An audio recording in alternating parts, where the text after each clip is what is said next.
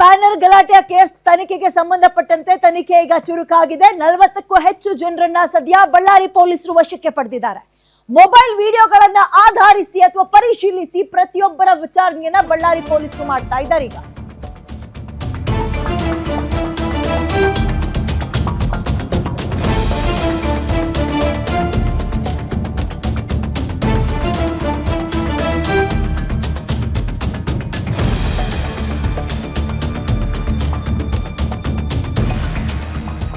Mobile ವಿಡಿಯೋಗಳನ್ನ ಪರಿಶೀಲಿಸಿ ಪ್ರತಿಯೊಬ್ಬರ ವಿಚಾರಣೆ ಆಗ್ತಾ ಇದೆ. ಶಾಸಕ ಭರತ್ ರೆಡ್ಡಿ ಅಂಡ್ ಜನಾರ್ದನ ರೆಡ್ಡಿ ಕಡೆಯವರು ಪೊಲೀಸ್ ವಶದಲ್ಲಿದ್ದಾರೆ. ಈಗ ಎರಡೂ ಕಡೆಯವರನ್ನ ವಶಕ್ಕೆ ಪಡೆದು ಪೊಲೀಸರು ವಿಚಾರಣೆ ಮಾಡ್ತಾ ಇದ್ದಾರೆ.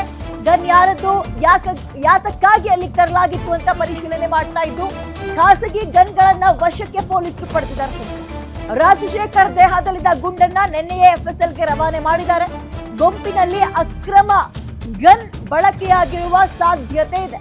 ಹಾಗಾಗಿ ಎಲ್ಲ ಆಂಗಲ್ ನಲ್ಲೂ ಕೂಡ ತನಿಖೆಯನ್ನ ಬಳ್ಳಾರಿ ಪೊಲೀಸರು ಮಾಡ್ತಾ ಇದ್ದಾರೆ.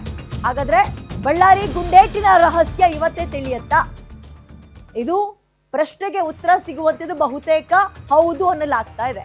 ಮೊನ್ನೆ ರಾತ್ರಿ ನಡೆದಂತಹ ಸಂಘರ್ಷಕ್ಕೆ ಬಳ್ಳಾರಿ ಕುದ್ದು ಹೋಗಿತ್ತು. ಇದೀಗ ರಾಜ್ಯ ಕಾಂಗ್ರೆಸ್ನ ವಿಚಾರ ಡೆಲ್ಲಿಯಲ್ಲೂ ಕೂಡ ಸದ್ದಾಗ್ತಾ ಇದೆ. ಏನಾಗಿದೆ ಕರ್ನಾಟಕ ಬಳ್ಳಾರಿಯಲ್ಲಿ, ಯಾಕೆ ಹಿಂಗಾಯ್ತು ಅಂತ.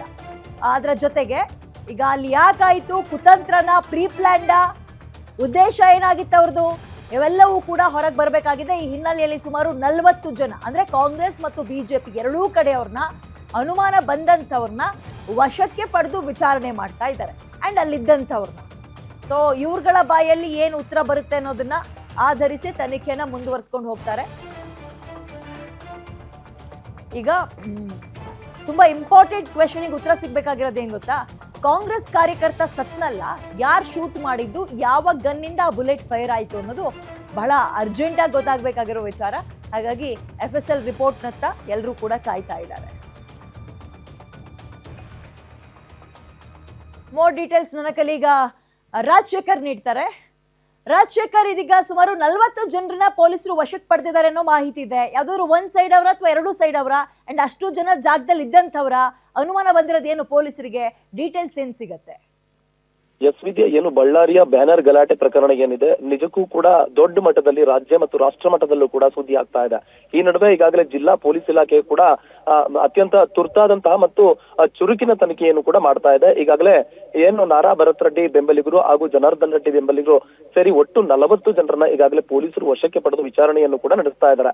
ಇದು ಮತ್ತೊಂದು ಕಡೆ ಈಗಾಗಲೇ ಏನು ಅಲ್ಲಿರ್ತಕ್ಕಂತಹ CCTVಗಳ ಪರಿಶೀಲನೆ, ಮೊಬೈಲ್ ವಿಡಿಯೋಗಳ ಪರಿಶೀಲನೆಯನ್ನು ಕೂಡ ಮಾಡ್ತಾ ಇದ್ದಾರೆ. ಅದೊಂದು ಕಲೆ ಹಾಕುವಂತ ಪ್ರಯತ್ನದಲ್ಲಿ ಪೊಲೀಸರು ನಿರತರಾಗಿದ್ದಾರೆ. ಅಷ್ಟೇ ಅಲ್ಲದೆ ಈಗಾಗಲೇ ಗನ್ ಯಾರದ್ದು, ಯಾಕಾಗಿ ಈ ಒಂದು ಫೈರಿಂಗ್ ಮಾಡಲಾಯಿತು ಅನ್ನೋ ದೊಡ್ಡ ಪ್ರಶ್ನೆ ಕಾಡ್ತಾ ಇದೆ. ಈಗಾಗಲೇ ಆ ಸತ್ತಂತಹ ರಾಜಶೇಖರ್ ಕುಟುಂಬಸ್ಥರು ಕೂಡ ಯಾರೇ ತಪ್ಪು ಮಾಡಿದ್ರು ಕೂಡ ಶಿಕ್ಷೆ ಆಗ್ಬೇಕು ಅನ್ನುವಂತ ಒತ್ತಾಯವನ್ನು ಮಾಡ್ತಾ ಇದ್ದಾರೆ. ಆದ್ರೆ ಗನ್ ಯಾರದ್ದು, ಯಾರು ಶೂಟ್ ಮಾಡಿದ್ರು ಅನ್ನುವಂಥದ್ದು ಮಾತ್ರ ಇನ್ನೂ ಕೂಡ ಯಕ್ಷ ಪ್ರಶ್ನೆ ಆಗಿದೆ.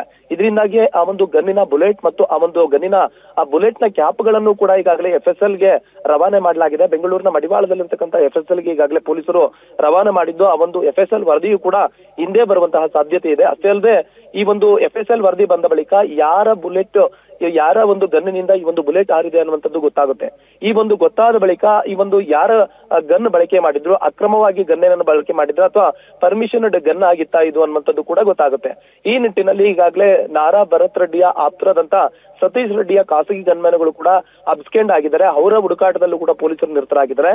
ಒಟ್ನಲ್ಲಿ ಈ ಒಂದು ಗನ್ ಯಾರದ್ದು, ಯಾರ ಗನ್ನಿನಿಂದ ಈ ಒಂದು ಫೈರ್ ಆಗಿ ರಾಜಶೇಖರ್ ಸತ್ತ ಅನ್ನೋದಕ್ಕೆ FSL ವರದಿ ಇವತ್ತು ಬರೋ ಸಾಧ್ಯತೆ ಇರೋದ್ರಿಂದ ಹಿಂದೆ ಗೊತ್ತಾಗುವಂತ ಸಾಧ್ಯತೆ ಇದೆಯಾ? Okay Rajashekhar, thank you.